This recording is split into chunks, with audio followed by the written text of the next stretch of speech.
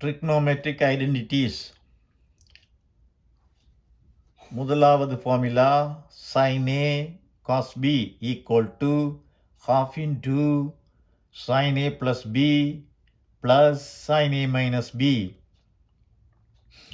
அடுத்தது cos A sin B equal to half into sin A plus B minus sin A minus B. அடுத்தது cos A cos B equal to half into cos A minus B plus cos A plus B. அடுத்தது sin A sin B equal to half into cos A minus B minus cos A plus B.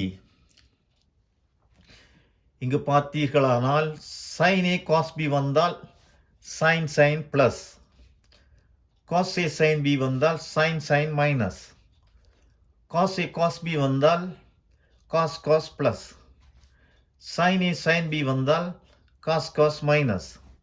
ஆனால் இங்கு காஸுக்கு minus டேர்மை முன்னுக்கு எழுதியிருக்கின்றோம், சைனுக்கு plus டேர்மை முன்னுக்கு எழுதியிருக்கின்றோம். அடுத்தது இதை use பண்ணி இன்டகிரேஷன் செய்ய போகின்றோம். Integration sin 3x sin 2x dx. முதலாவது formula sin A cos sin. நாலாவது formula sin A sin B sin A sin B. நாலாவது formula integration sin 3x sin 2x dx equal to half into cos A minus B cos 3x minus 2x minus cos A plus B cos 3x plus 2x dx என வரும். இங்கு நாலாவது ஃபார்முலாவை பாவித்திருக்கின்றோம்.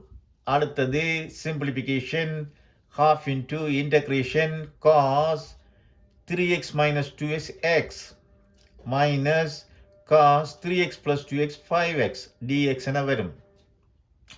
இப்பொழுது எங்களுக்கு integration தெரியும். காஸுக்கு சைன், cos xக்கு sin x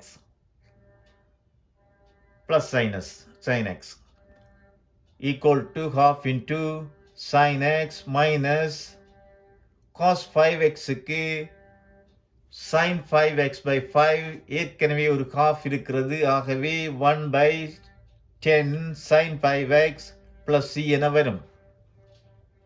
விடை 1/2 sin x minus 1/10 sin 5x plus c ஆகும். அடுத்தது integration sin 3x cos 5x dx. sin cos முதலாவது ஃபார்முலா sin cos வந்தா sin plus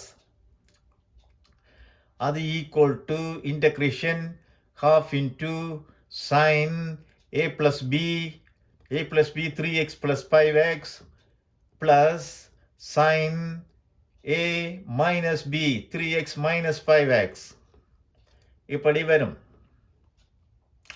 அது equal to half into integration sin 3x plus 5x 8x minus sin 3x minus 2x minus 2x. ஆகவே minus ஒன்று முன்னுக்கு இட்டிருக்கின்றோம்.